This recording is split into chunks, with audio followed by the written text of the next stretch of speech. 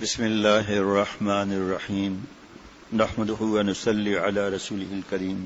فرمایا کہ جو کل ہمارا سبق تھا کہ فائدہ لازم کی فکر کرنی چاہیے، متعدی کی نہیں، اور اگر ان کو مخلوق کے نفع اگر مطلوب ہے تو اس کی علامت یہ ہے کہ اگر کوئی شخص ان سے زیادہ کامل آ جائے جس سے مخلوق کے نفع کی زیادہ امید ہے تو یہ شخص اپنے مسند چھوڑ کر الگ ہو جائیں اور لوگوں سے صاف کہہ دیں میری ضرورت نہیں رہی، فلاں بزرگ کے پاس جاؤں، میں تو کچھ نہیں، وہ زیادہ کامل ہیں۔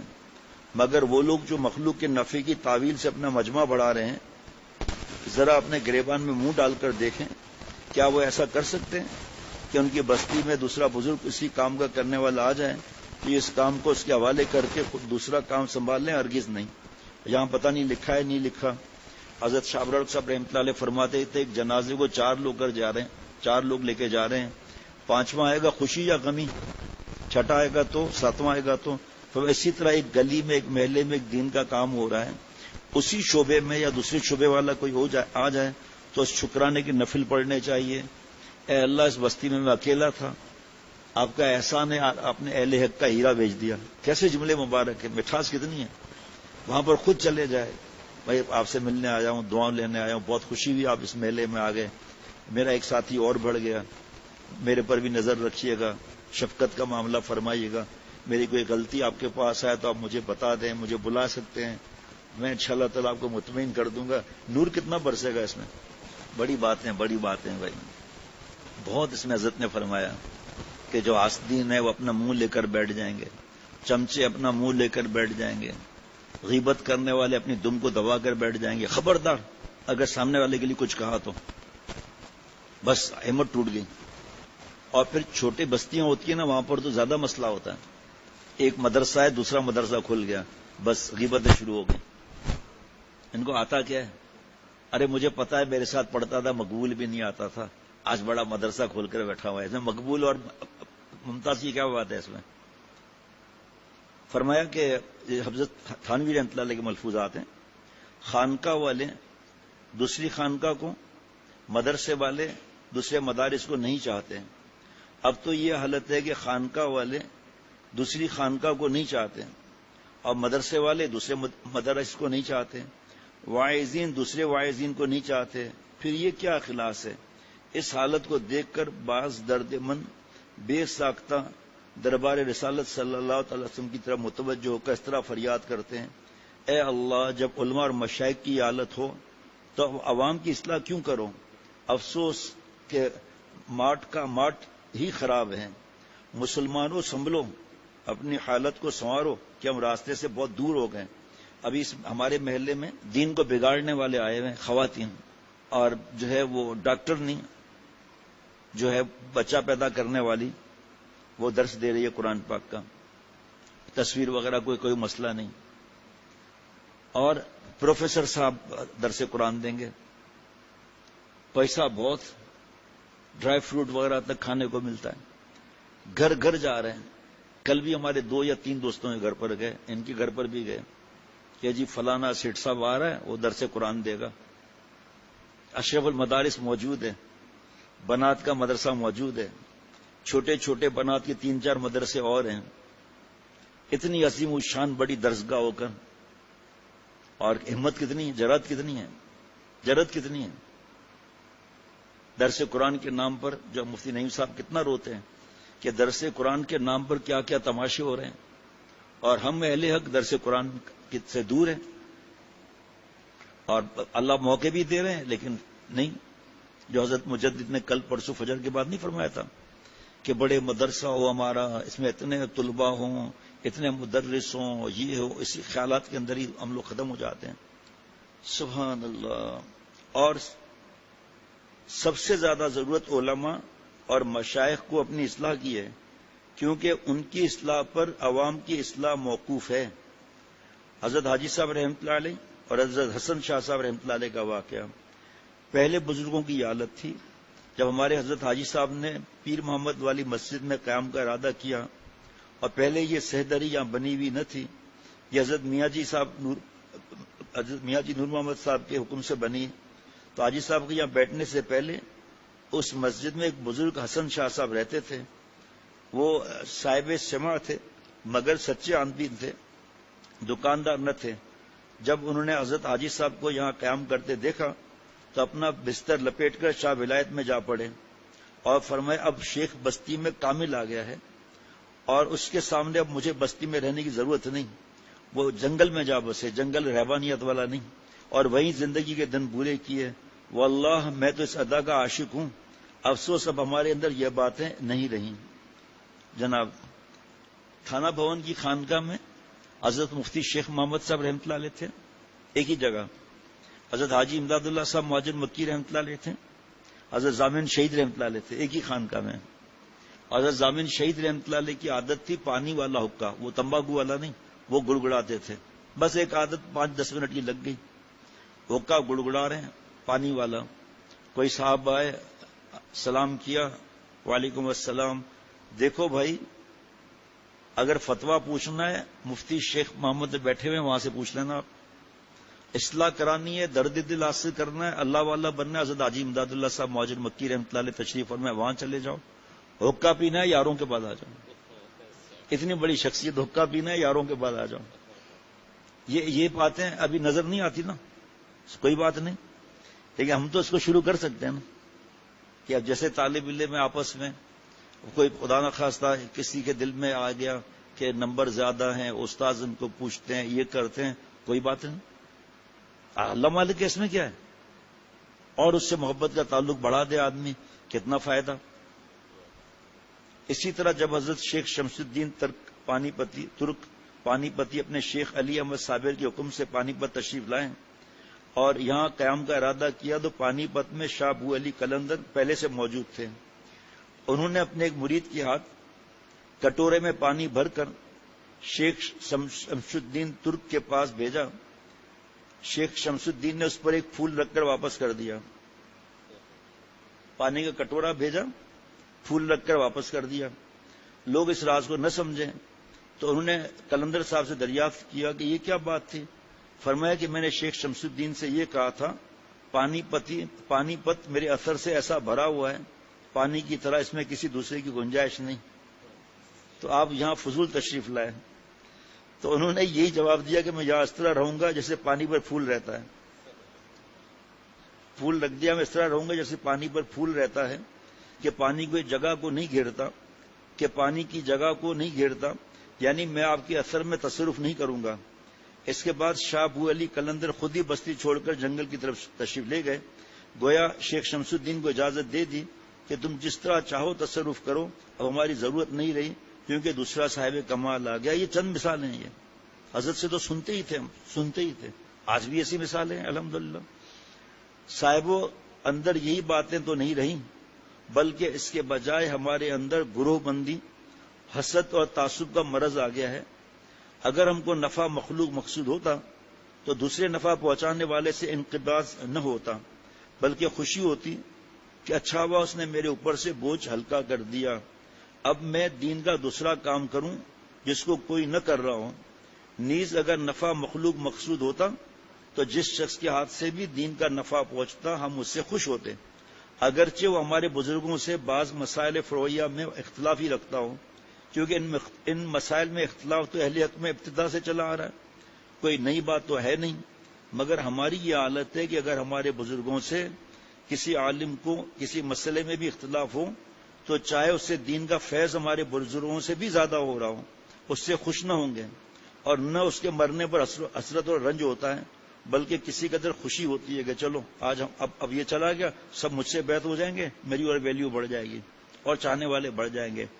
میں یہاں تک معیار کو بیان کروں، اس کے بعد میں کہاں تک معیار کو بیان کروں، اس کے بعد توحید اعتقادی کے مقابلے میں شرک اعتقادی اور توحید تصدیقی کے مقابل شرک قصدی کے تشریح و توضیح کے بعد فرماتے ہیں میں ضرور کہوں گا غیر صوفی کامل مومن نہیں ہوتا، غیر صوفی مومن کامل نہیں ہوتا، مگر اس کے ساتھ یہ بھی کہتا ہوں کہ صوفی ہونا کوئی برا نہیں ہے، لیکن یہ کہ اس پر عمل بھی تو کریں ان کی تعلیمات پر۔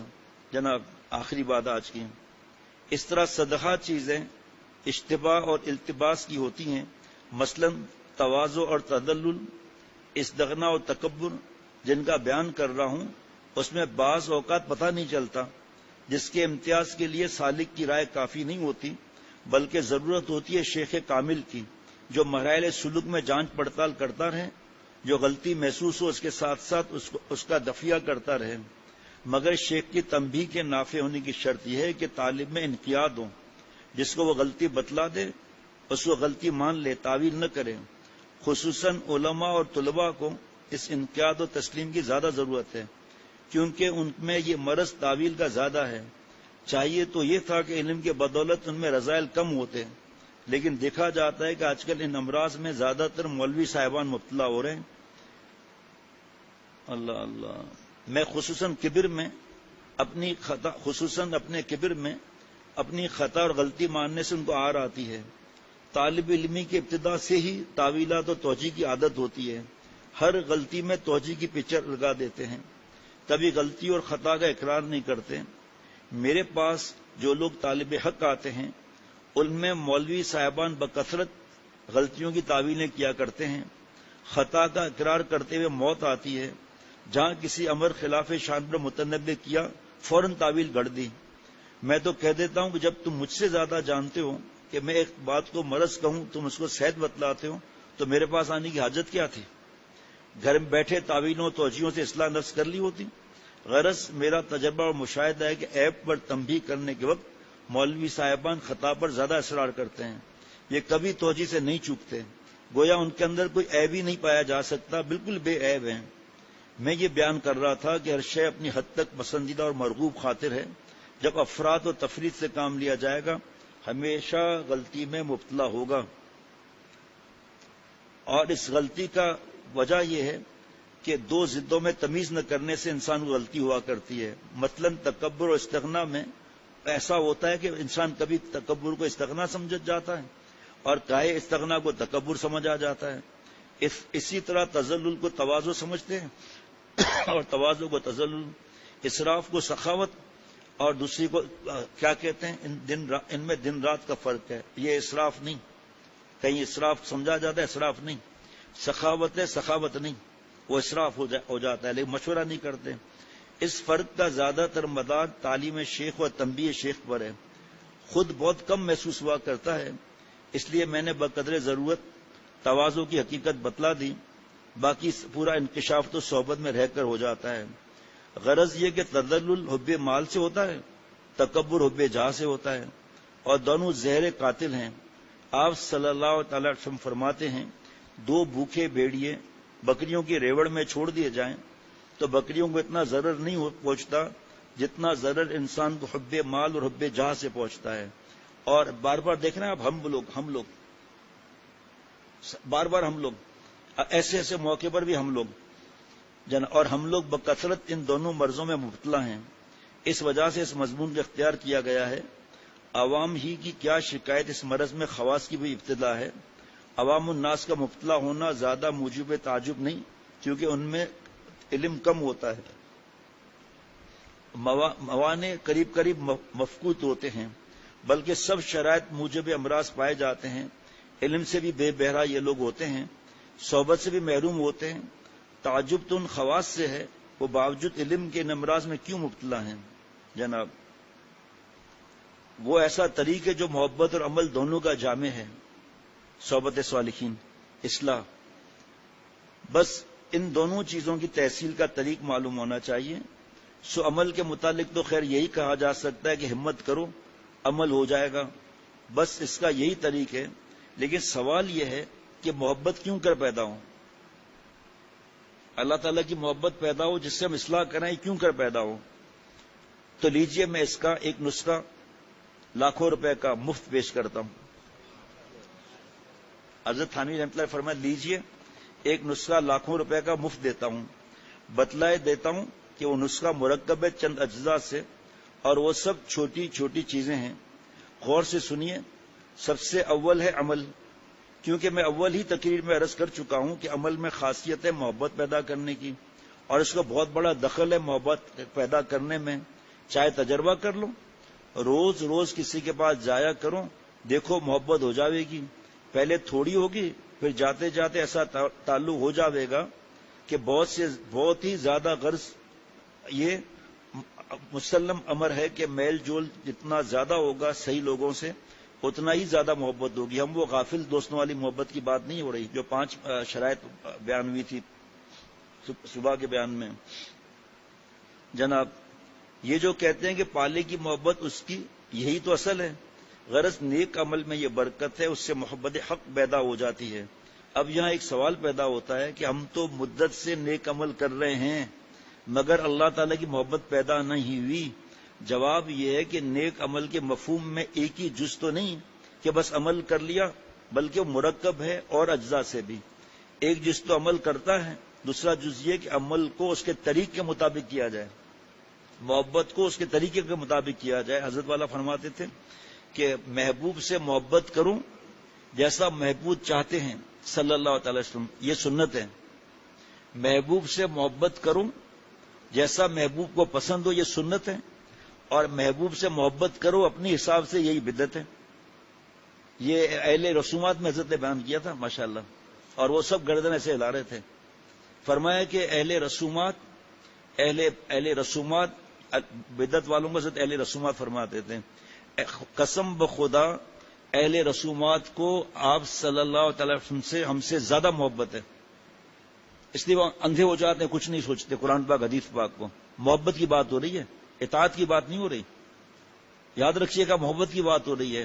فرمایا کہ لیکن یہ محبت ایسے ہے جیسے بہت دنوں کے بعد دوست ملا, اتنا زور سے گلے لگا کہ پسلی توڑ دی. یہ آپ صلی اللہ علیہ وسلم سے کیسی محبت ہے کہ اپنے مرضی سے چلنا. دوسرا جز یہ کہ عمل, پہلا جز محبت اور دوسرا جز یہ کہ عمل کو اس کے طریق کے مطابق کیا جائے. مثلا صرف ٹکریں مارنے کو نماز نہیں کہتے. نیک عمل جس طرح کیا جاتا ہے جو اس کا اثر ہے وہ طریق ہے, اس طریق سے اس کو کروں, پھر دیکھو محبت کیسے پیدا نہیں ہوتی. تیسری وجہ اثر نہ ہونے کی یہ ہے کہ تم نے عمل کو صرف عادت سمجھ کر کیا, اس نیت سے نہیں کیا کہ اللہ تعالیٰ کی محبت بڑھ جاوے. اس نیت کے بعد نماز ہو جاتی ہے. عمل میں یہ نیت نہیں کی کہ اے اللہ یہ عمل کر رہا ہوں آپ کی محبت پیدا ہو جائے, سو اس نیت سے عمل کروں, پھر دیکھو انشاءاللہ کیسا اثر ہوتا ہے. بہرحال ایک جز نسخے کا یہ ہے کہ نیک عمل میں بھی استقامت کے ساتھ مشغول رہو. دوسری بات ضروری یہ ہے کہ کسی سے اللہ تعالیٰ کا نام جی لگا کر یعنی تھوڑا اللہ اللہ بھی کیا کرو. تیسری بات یہ کہ بہت ہی ضروری ہے کہ اہل محبت کی صحبت اختیار کرو, اور لوگ اس سے بھاگتے ہیں. اول تو اسی طرف توجہ ہی نہیں کہ کسی بزرگ کی خدمت میں جا کر رہیں, بس تھوڑی سی کتابیں پڑھ لیں اور سمجھ لیا کہ ہم کامل ہو گئے, مکمل ہو گئے. بھلا نری کتابوں سے بھی کوئی کامل ہوا, مکمل ہوا ہے؟ ہاں تم کمبل تو ہو گئے, کامل نہیں ہوئے, تم کمبل تو ہو گئے, یعنی کمبل پوش, باقی نہ کامل ہوئے نہ مکمل. ارے بھائی موٹی بات ہے کہ بلا بڑھئی کارپینٹر بلا بڑھئی کے پاس بیٹھے کوئی بڑھئی نہیں بن سکتا, حتیٰ کہ وہ جو لکڑی اس کو کاٹتے ہیں اس کو بسولہ کہتے ہیں. بسولہ بھی بطور خود ہاتھ میں لے کر اٹھائے گا تو بھی قاعدے سے نہ اٹھایا جائے گا. بلا درزی کے پاس بیٹھے سوئی کے پکڑنے کا انداز بھی نہیں آتا.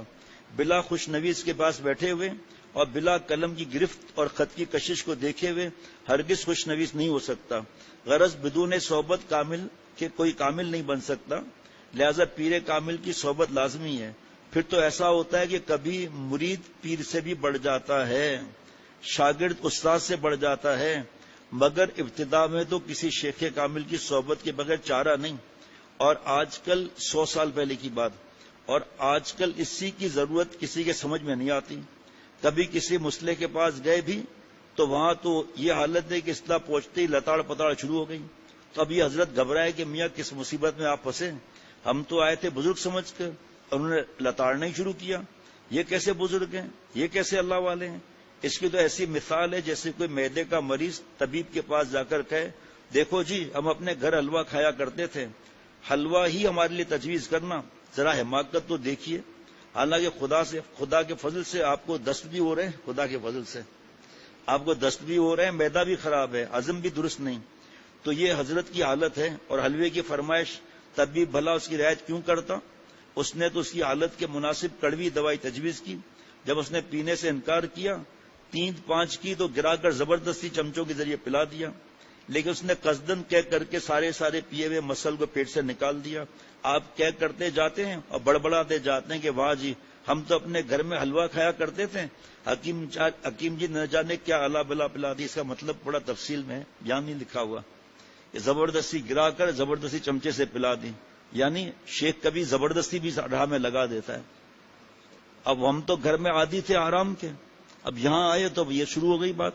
تو بھائی چھوڑو یار, یہ کیا ضرورت ہے میں ڈانٹ وانٹ کھانے کی. مجھے شعر یہ نہیں آتا, اس کا حضرت مجذوب رحمۃ اللہ علیہ کا اشارہ کر دیتا ہوں. اشارہ مطلب یہ کہ اس کا مفہوم, زبردستی لگا دی ساقی نے بوتل منہ سے, زبردستی لگا دی ساقی نے بوتل منہ سے, میں کہتا ہی رہا نہیں ساقی نہیں ساقی. تو یہ اللہ تعالیٰ کی طرف کا انتظام ہوتا ہے کہ اپنے کو پیش کریں جس سے مناسبت ہو. بھائی جناب, کاش کوئی خیر خواہی سے کہتا ارے بیوقوف تو کیا سمجھے, تجھے جو اس وقت کڑوا مسحل پلا رہا ہے تو تیرے ساتھ دشمنی نہیں کر رہا, بلکہ دراصل وہ تجھے حلوہ کھانے کے قابل بنا رہا ہے. یا حلوے سے مراد وہ کیفیات ہیں, وہ ذکر ہے, تلاوت ہے. یہاں ابھی تیرا میدا حلوے کے قابل نہیں, ایسی حالت میں حلوہ کھانے سے تو تجھے دست ہو رہے ہیں. تو حضرت اصلاح تو اصلاحی کے طریقے سے ہوتی ہے. ربنا تقبل منا انک انت السمیع العلیم, سبحان ربک رب العزت عما یصفون وسلام علی المرسلین والحمد للہ رب العالمین. صلی اللہ علی النبی الامی وعلی آلہ واصحابہ وبارک وسلم برحمتک یا ارحم الراحمین.